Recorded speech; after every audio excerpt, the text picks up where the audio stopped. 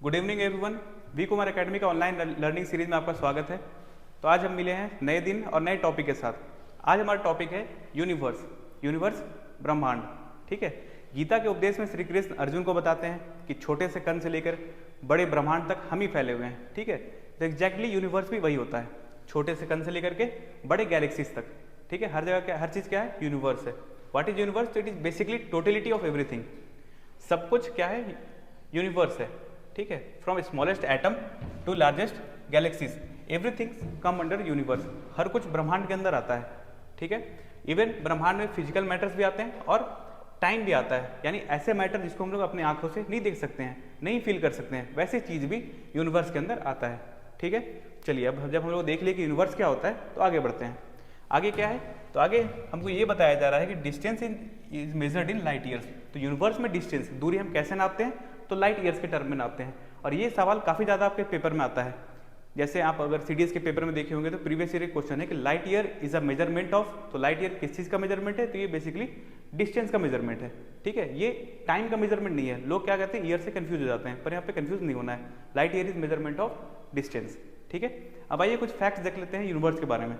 जैसे study of universe is known as cosmology. Universe की पढ़ाई को हम क्या कहते हैं, कॉस्मोलॉजी। ठीक है। अब आता है, जब हम पढ़ाई देख लेते हैं, इनके फादर, इनके जनक देख लेते हैं। तो फादर ऑफ कॉस्मोलॉजी कौन है, तो फादर ऑफ कॉस्मोलॉजी हैं आचार्य कपिल। आचार्य कपिल। और ये कब थे, तो ये 300 BC के अराउंड थे। ठीक है। आचार्य कपिल। और इनको हम सांख्य फिलोसफी के जनक भी कहते हैं।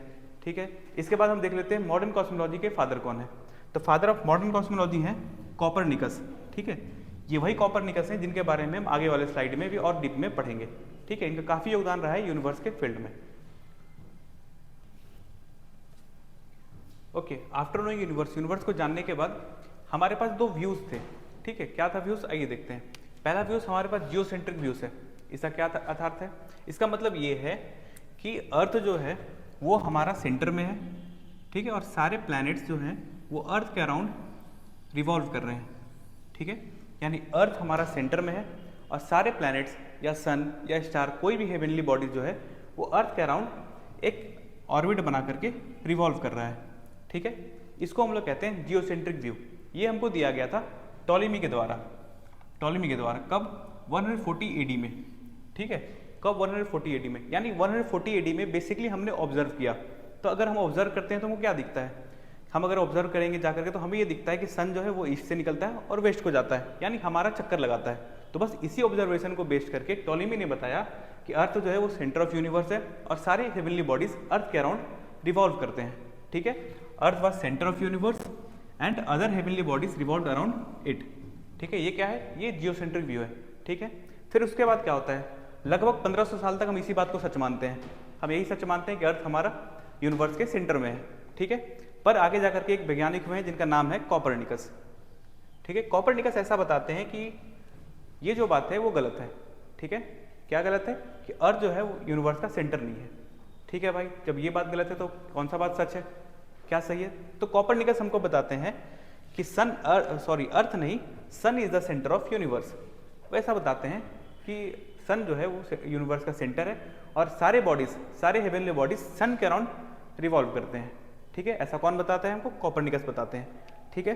कॉपरनिकस के बाद एक और साइंटिस्ट आए हैं जिनका नाम है केपलर, जिनके बारे में आप सब सुने होंगे। केपलर। अब केपलर क्या बताते हैं, तो केपलर हमें बताते हैं कि चलिए, जो बात कॉपरनिकस ने कहा वो बात बिल्कुल सही है। ठीक है।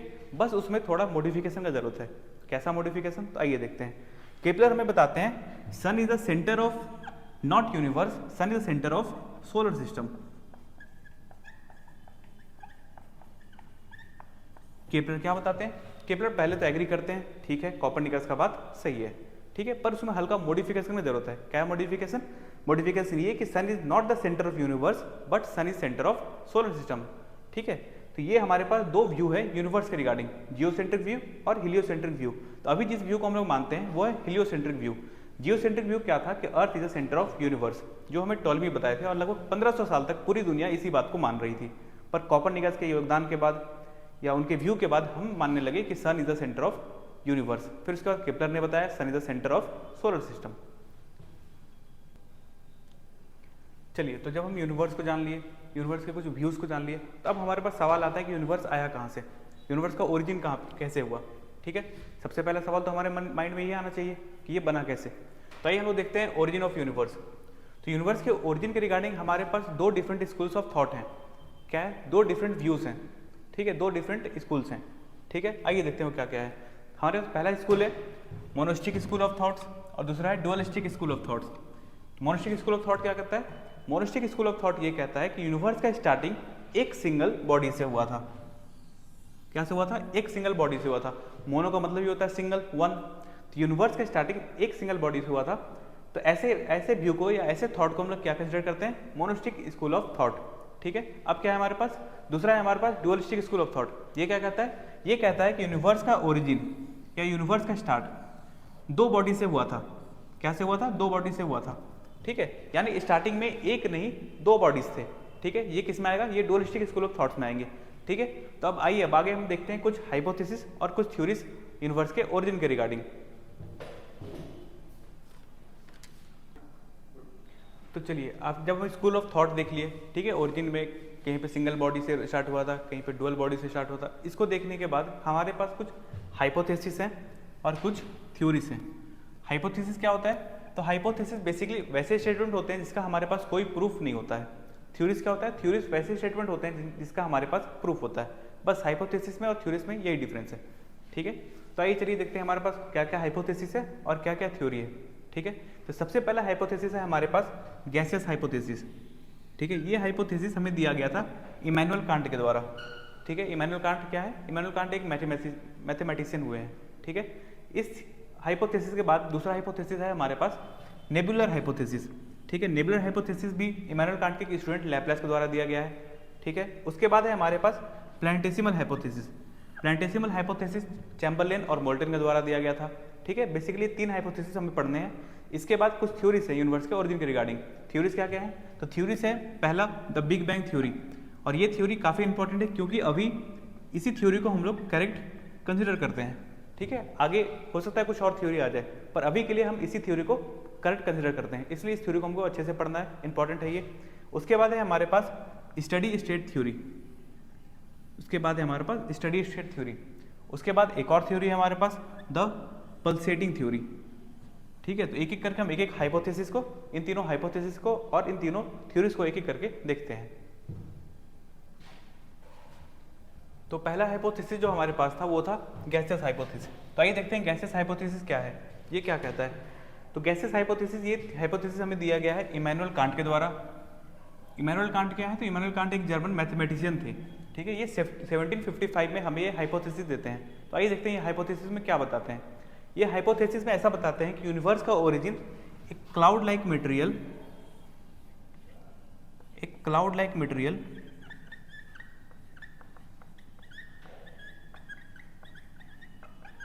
जिसका नाम ये बताते हैं नेबुला।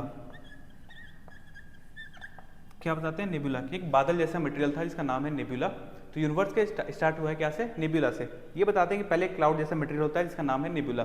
ठीक है, इनिशियली ये रेस्ट में होता है। इनिशियली ये जो क्लाउड लाइक पार्टिकल है ये रेस्ट में होता है। उसके बाद धीरे धीरे सेंट्रीफ्यूगल फोर्स के कारण ये बॉडी, ये क्लाउड जो था वो सर्कुलेटरी मोशन स्टार्ट करता है। ये क्या करता है? ये सर्कुलेटरी मोशन स्टार्ट करता है। ठीक है, और हम सब जानते हैं कि अगर सर्कुलेटरी मोशन स्टार्ट हो रहा है तो सेंट्रीफ्यूगल फोर्स के कारण कुछ पार्टिकल्स सेंटर में बच जाएंगे और कुछ पार्टिकल्स बाहर सेपरेट हो जाएंगे अकॉर्डिंग टू देयर डेंसिटीज। ठीक है, उनकी डेंसिटीज के अकॉर्डिंग। ठीक है, तो इमैनुअल कांट जी भी हमें वही बताते हैं। इमैनुअल कांट जी हमें बोलते हैं कि जब सेंट्रीफ्यूगल फोर्स के कारण ये बॉडी जब रोटेशन स्टार्ट किया, सर्कुलेटरी मोशन स्टार्ट किया, तो कुछ पार्टिकल सेंटर में बच गया और आउटर में 9 रिंग्स सेपरेट हो गए। क्या हो गया? आउटर में 9 रिंग्स सेपरेट हो गए और एक पार्टिकल सेंटर में बच गया। तो उन्होंने बताया ये जो पार्टिकल जो सेंटर में बच गया था वही हमारा सन है। जो 9 रिंग्स जो सेपरेट हुए थे, ये 9 रिंग्स क्या थे? जाकर के ये आगे जाकर के प्लैनेट बन गए। ठीक है, तो बेसिकली गैसियस हाइपोथेसिस यही है। ये इमैनुअल कांट के द्वारा दिया गया था। इसमें इन्होंने बताया था कि स्टार्टिंग में हमारा यूनिवर्स एक क्लाउड मटेरियल से बना था। क्लाउड मटेरियल का नाम इन्होंने दिया नेबुला। ठीक है, और पहले नेबुला रेस्ट में था। उसके बाद सेंट्रीफ्यूगल फोर्स के कारण नेबुला सर्कुलेटरी मोशन स्टार्ट करता है, और सर्कुलेटरी मोशन स्टार्ट करने के कारण कुछ पार्टिकल्स सेंटर में बचते हैं और कुछ पार्टिकल्स आउटर रिंग्स में सेपरेट होते हैं। तो ये बताते हैं कि आउटर टोटल 9 रिंग्स बने थे, वही जो 9 प्लैनेट्स थे हमारे पहले, और जो सेंटर में बचा वो क्या था, वो सन था। और इन्होंने क्या बताया कि ये जो नेबुला था, बेसिकली ये जो नेबुला जो क्लाउड मटेरियल था, ये कोल्ड पार्टिकल था, क्योंकि ऑब्जर्व जब हम करते हैं तो हमें क्लाउड एक ठंडा पार्टिकल लगता है, ठीक है। तो इन्होंने इमैनुअल कांट ने वही बताया कि जो क्लाउडेड मटेरियल था वो क्या था, वो एक कोल्ड पार्टिकल था। तो बेसिकली यही है गैसियस हाइपोथेसिस। चलिए, जब गैसियस हाइपोथेसिस हम देख लिए, उसके बाद हमारा दूसरा जो हाइपोथेसिस है उसका नाम है नेबुलर हाइपोथेसिस।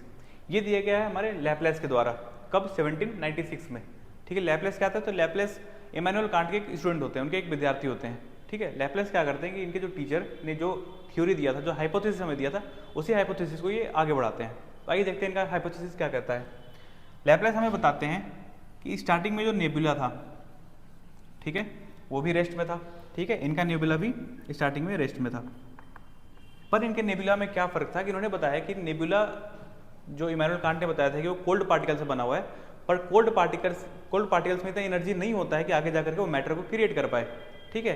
तो इन्होंने बताया कि नेबुला जो था वो ना ही कोल्ड पार्टिकल का, पर क्या का बना था, वार्म पार्टिकल्स के। क्या क्या बने थे, वार्म पार्टिकल्स के, बेसिकली हाइड्रोजन और हीलियम, ठीक है।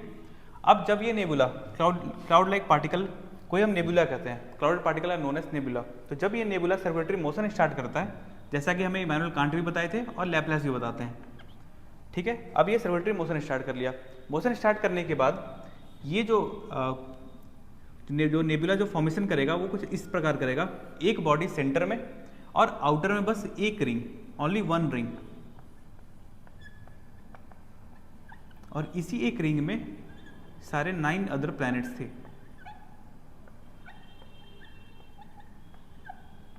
और सेंटर में जो बच गया था वो हमारा सन था। ये बताया गया है हमारे लैप्लेस के द्वारा, ठीक है। लैप्लेस ने क्या बताया था कि पहले बताया कि नेबुला जो था वो एक वार्म पार्टिकल से बना हुआ था, हाइड्रोजन और हीलियम था उसमें बेसिकली। उसके बाद जब ये सर्कुलेटरी मोशन स्टार्ट करता है, तो मोशन स्टार्ट करने के बाद ये 9 अलग अलग रिंग्स में ना बट करके बस एक रिंग में डिवाइड होता है, और 9 प्लैनेट्स बस उसी रिंग में होते हैं, और सेंटर में जो पार्टिकल बचता है वो आगे जा करके सन बन जाता है, ठीक है। तो यही हमारे पास नेबुलर हाइपोथेसिस था, पर इसमें भी कुछ कमी थी। जैसे इन्होंने ये बात नहीं एक्सप्लेन कर पाए कि ये मोशन क्यों स्टार्ट किया, ठीक है, ये मोशन कैसे स्टार्ट हुआ, और इनिशियली ये रेस्ट में क्यों था, तो ये सब कुछ बातें ये नहीं एक्सप्लेन कर पाए। दूसरा ये नहीं एक्सप्लेन कर पाए कि ये 9 प्लैनेट जब एक रिंग में थे तो इनका रिंग सेपरेट कैसे हुआ, तो इस हाइपोथेसिस में कुछ कमी थी, इसलिए हम इस हाइपोथेसिस को भी एक्यूरेट नहीं मानते हैं, और आगे जाकर के हम नेक्स्ट हाइपोथेसिस की तरफ बढ़ते हैं। चलिए, तब हमारे पास लास्ट हाइपोथेसिस है प्लैनेटेसिमल हाइपोथेसिस। यह हाइपोथेसिस हमें दिया गया है चैम्बरलेन और मोल्टन के द्वारा। ये 2 कलीग होते हैं, ये हमको एक हाइपोथेसिस देते हैं, उस हाइपोथेसिस को देखते हैं कि आखिर ये है क्या। तो ये ऐसा बताते हैं कि स्टार्टिंग में जो सन है हमारा, ठीक है, जब वो सन अपने यूथ स्टेज में होता है तो उसका नाम ये देते हैं कि ये इसका नाम है प्रोटोसन, ठीक है। बेसिकली प्रोटोसन क्या है, तो हमारा ही सन है यंग स्टेज का, ठीक है। वो बताते हैं कि स्टार्टिंग में हमारा सन जो होता है प्रोटोसन, उसके आसपास से एक तारा क्रॉस करता है, एक स्टार उसके आसपास से क्रॉस करता है, ठीक है। तो अब हम जानते हैं कि स्पेस में ग्रेविटी होता है, तो जब 2 बॉडीज क्रॉस करेंगे तो एक दूसरे का ग्रेविटी एक दूसरे के ऊपर लगाएंगे, तो उस ग्रेविटी की वजह से 9 पार्टिकल सन से निकल करके अलग हो जाते हैं, ठीक है। और बेसिकली यही पार्टिकल्स आगे जा करके प्लैनेट्स बन जाते हैं, ठीक है। क्या बताया था इन्होंने बताया कि स्टार्टिंग में हमारा सन था, वो अपने यंग स्टेज में था, तो उसका नाम इन्होंने बता दिया प्रोटोसन। उसके बाद एक स्टार होता है जो सन के पास से क्रॉस करता है, ठीक है, सन के ग्रेविटेशनल फील्ड से क्रॉस करता है, उस स्टार का इन्होंने नाम बता दिया इंट्रूडिंग स्टार, ठीक है। तो जब इंट्रूडिंग स्टार हमारे सन के ग्रेविटेशनल फील्ड से क्रॉस करता है, तो उसी क्रॉस करने के कारण, ग्रेविटी के कारण, कुछ पार्टिकल्स सन से बाहर आ जाते हैं स्पेस में, ठीक है। बाद में वही पार्टिकल्स रोटेट करते करते प्लैनेट बन जाते हैं, ठीक है। इन्होंने ऐसा बताया, पर इस हाइपोथेसिस में कुछ कमी थी। जैसे ये सन कहाँ से आया, ठीक है, स्टार्टिंग में सन कैसे आया, दूसरा क्या कमी था, ये स्टार भी कहाँ से आया, और ये जब स्टार एक बार आया तो फिर दोबारा ये स्टार क्यों नहीं आया, ठीक है। ये सब कुछ कमी थी इस हाइपोथेसिस में, इसलिए इसको भी हम लोग एक्यूरेट नहीं मानते हैं, इसको भी हम लोग अपने बिलीफ में नहीं लाते हैं। तो इसके बाद हम अपने नेक्स्ट थ्योरीज की तरफ बढ़ते हैं। तो बेसिकली यही 3 हाइपोथेसिस थी हमारे पास। हाइपोथेसिस को देखने के बाद हमारे पास एक थ्योरी है, द बिग बैंग थ्योरी, और ये काफ़ी इंपॉर्टेंट है। ये इंपॉर्टेंट इसलिए है क्योंकि अभी तक हम इसी थ्योरी को सच मानते हैं, इसी थ्योरी को मोस्ट एक्यूरेट मानते हैं, ठीक है। तो बिग बैंग, आइए देखते हैं बिग बैंग थ्योरी क्या है। तो ये थ्योरी हमें दिया गया था जॉर्ज लेमेत्री के द्वारा। जॉर्ज लेमेत्री बेल्जियम के एक साइंटिस्ट होते हैं, इन्होंने ये थ्योरी दिया था, ठीक है। बेसिकली इन्होंने एक स्टेटमेंट बताया था, तो स्टार्टिंग में ये भी एक हाइपोथेसिस था, ठीक है। पर हम क्या जानते हैं, किसी भी स्टेटमेंट का जब प्रूफ मिल जाता है, जब एविडेंस मिल जाता है, तो वो थ्योरी में कन्वर्ट हो जाता है, ठीक है। तो जॉर्ज लेमेत्री ने हमें एक हाइपोथेसिस दिया था, ठीक है, जिस हाइपोथेसिस का नाम उन्होंने रखा था बिग बैंग हाइपोथेसिस। उसके बाद एक और साइंटिस्ट होते हैं एडविन हबल नाम के, ठीक है। एडविन हबल क्या करते हैं, इसी हाइपोथेसिस का थ्योरी दे देते हैं, एविडेंस दे देते हैं। तो ये प्रूफ मिलने के बाद क्या हो जाता है, एविडेंस मिलने के बाद ये हाइपोथेसिस थ्योरी में कन्वर्ट हो जाता है, ठीक है। बेसिकली एडविन हबल क्या करते थे कि वो अपने घर में जाकर के डेली किसी एक स्टार को ऑब्जर्व करते थे टेलीस्कोप के थ्रू, ठीक है। तो ऑब्जर्व करने में ये देखते हैं कि डेली वो स्टार अपना पोजीशन चेंज करता है, हल्का दूर होते जाता है। तो यही इन्होंने एविडेंस दिया था, जिसके बाद हम बिग बैंग को थ्योरी में कन्वर्ट कर दिए। आइए देखते हैं ये थ्योरी है क्या, जॉर्ज लेमेत्री ने आखिर बताया क्या था। तो जॉर्ज लेमेत्री ने ऐसा बताया कि स्टार्टिंग में यूनिवर्स के बिगिनिंग में एक पॉइंट होता है, पॉइंट, ठीक है, बस एक पॉइंट जिसका वॉल्यूम काफ़ी कम होता है, इतना कम कि उसको अपने आंखों से वो देख भी ना सके। पर उस वॉल्यूम का, उस पॉइंट का टेम्परेचर जो होता है वो काफ़ी ज़्यादा होता है, इन्फिनाइट टेम्परेचर, और डेंसिटी भी काफ़ी ज़्यादा होता है, ठीक है। क्या बताते हैं कि स्टार्टिंग में पूरा यूनिवर्स एक पॉइंट में होता है, बिल्कुल छोटा पॉइंट, पर उस पॉइंट का टेम्परेचर काफ़ी ज़्यादा होता है और डेंसिटी काफ़ी ज़्यादा होता है, ठीक है। उसके बाद क्या बताते हैं कि लगभग 13.7 बिलियन ईयर्स अगो ये जो टीनी बॉल था, ये जो पॉइंट था, ये एक्सप्लोड करता है, विस्फोट करता है। विस्फोट करने के बाद क्या होता है, विस्फोट करने के बाद एक एक्सपेंशन होता है। एक्सपेंशन क्या होता है, कुछ आप देखे होंगे, कुछ भी चीज़ विस्फोट करता है वो धीरे से फैलता है, तो उसी तरह ये टीनी बॉल भी एक्सप्लोड करने के बाद फैलना स्टार्ट करता है। तो उसी फैलने के प्रोसेस को, या वही जब फैला तो उसी का नाम हमने दिया है बिग बैंग, उसी एक्सपेंशन को हम कहते हैं बिग बैंग, ठीक है। तो अब हमारे पास एक टीनी बॉल था जो बॉल एक्सप्लोड कर गया, कब किया, 13.7 बिलियन ईयर्स को, और उसके बाद से एक्सपेंशन चल ही रहा है, वो आज भी एक्सपेंड हो रहा है, ठीक है। तो आइए देखते हैं हम लोग स्टेप 3, जब एक्सपेंड कर गया तो फिर क्या हुआ।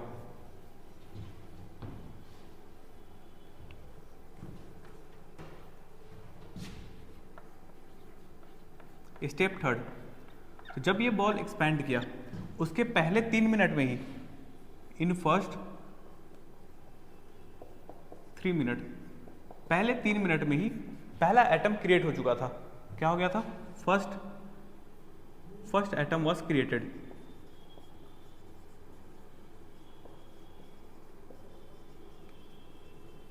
यानी उस बॉल के एक्सप्लोड होते ही पहले 3 मिनट में ही पहला एटम बन चुका था, ठीक है। अब एटम क्या होता है, सब जानते हैं कि इलेक्ट्रॉन, प्रोटॉन, न्यूट्रॉन का बना होता है, ठीक है। तो एटम बन गया था, और ये जो एक्सपेंशन है, ये एक्सपेंशन अभी भी चल रहा है, एक्सपेंशन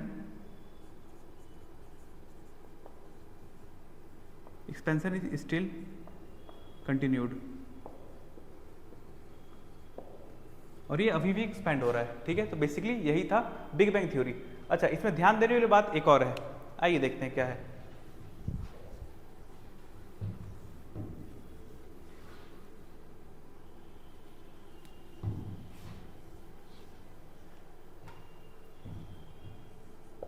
इसमें ध्यान देने वाली बात यह है कि सपोज कीजिए ये बॉल था, ये एक्सप्लोड किया, ठीक है। एक्सप्लोड करने के बाद ये पार्टिकल्स में डिवाइड हुआ। फॉर एग्जांपल ये पार्टिकल है, ये पार्टिकल, आगे जाकर के फिर से और पार्टिकल्स बने, ठीक है। बेसिकली यही है हमारे पास big bang theory, tiny ball explode किया और आगे जाकर के अभी भी एक्सपेंड हो रहा है, ठीक है। इसमें देखने वाली बात यह है कि इस पार्टिकल का साइज बड़ा नहीं हो रहा है, ये पार्टिकल एक्सपेंड नहीं कर रहा है, यानी कि आगे जाकर के ये पार्टिकल ऐसा नहीं बन जाएगा, ठीक है। पार्टिकल एक्सपेंड नहीं कर रहा है, तो आखिर एक्सपेंड क्या कर रहा है फिर, तो एक्सपेंड कर रहा है इस दो पार्टिकल के बीच का डिस्टेंस, दो पार्टिकल के बीच का डिस्टेंस एक्सपेंड कर रहा है। पार्टिकल एक्सपेंड नहीं कर रहे हैं, दो पार्टिकल्स के बीच का डिस्टेंस एक्सपेंड कर रहा है। Distance between particles are expanding,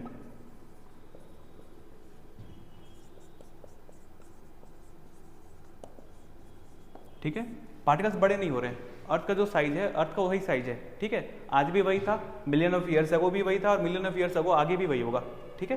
पर क्या हो रहा है, पर दो पार्टिकल के बीच का दूरी बढ़ रहा है, ठीक है। अब देखिए, सपोज कीजिए इस पार्टिकल और इस पार्टिकल के बीच का दूरी पहले 5 लाइट ईयर था, ठीक है। आगे जाकर के इसके बीच का दूरी बढ़ गया, ठीक है। तो दूरी मान लीजिए अब हो गया है 6 लाइट ईयर, ठीक है। तो ये जो 1 लाइट ईयर का जो चेंज आया, ठीक है, 1 लाइट ईयर का चेंज आया, 1 लाइट ईयर डिस्टेंस का चेंज आया, तो इसी 1 लाइट ईयर को हम लोग कहते हैं रेड शिफ्ट। ठीक है, किसी भी दो पार्टिकल के बीच का बढ़ता हुआ दूरी को हम लोग कहते हैं रेड शिफ्ट। तो ये टर्म भी काफ़ी चर्चाओं में रहता है और इसे एक सवाल भी आया था कुछ साल पहले। तो इस बढ़ते हुए दूरी को हम लोग कहते हैं रेड शिफ्ट। ठीक है, तो रेड शिफ्ट क्या है? तो रेड शिफ्ट बेसिकली दो पार्टिकल्स के बीच का बढ़ता हुआ दूरी है। ठीक है, जो बिग बैंग थ्योरी में एक्सपैंड हो रहा है और ये अभी भी कंटिन्यूइंग है। अब बिग बैंग थ्योरी को पढ़ने के बाद हमारे पास दो और थ्योरीज हैं, द स्टडी स्टेट थ्योरी और द पल्सेटिंग थ्योरी। तो आइए देखते हैं स्टडी स्टेट थ्योरी क्या कहता है। तो बेसिकली स्टडी स्टेट थ्योरी कहता है कि जो एक्सपेंशन हुआ था बिग बैंग के बाद, तो एक्सपेंशन होने के बाद हमने क्या देखा कि धीरे धीरे दो पार्टिकल्स के बीच का दूरी बढ़ रहा है। ठीक है, पर स्टडी स्टेट थ्योरी के अनुसार क्या हो रहा है कि बीच का दूरी नहीं बढ़ रहा है, उसका डेंसिटी क्या है? कांस्टेंट है। इसमें क्या हो रहा है कि नया नया मैटर क्रिएट होते जा रहा है, यानी बॉल ये एक्सप्लोड किया तो इस पार्टिकल्स का दूरी नहीं बढ़ रहा है, बल्कि क्या हो रहा है,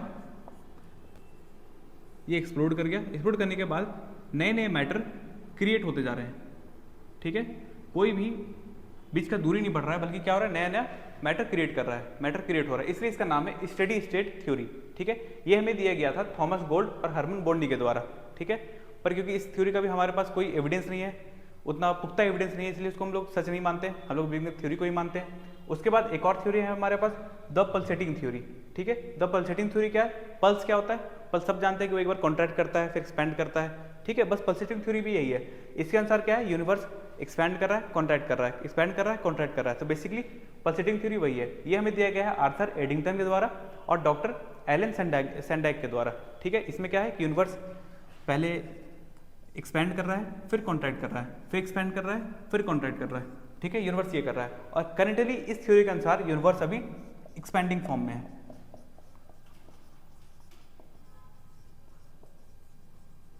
ठीक है, बस यही था थ्योरीज। तो यहाँ पे हमारा ओरिजिन ऑफ यूनिवर्स कंप्लीट होता है। इसके बाद नेक्स्ट वीडियो में हम लोग देखेंगे यूनिवर्स के कॉन्स्टिट्यूएंट्स लाइक स्टार्स, सन, प्लैनेट, ठीक है, सोलर सिस्टम और भी सैटेलाइट्स, उसको हम लोग देखेंगे नेक्स्ट वीडियो में। हमारा पहला चैप्टर यूनिवर्स यूनिट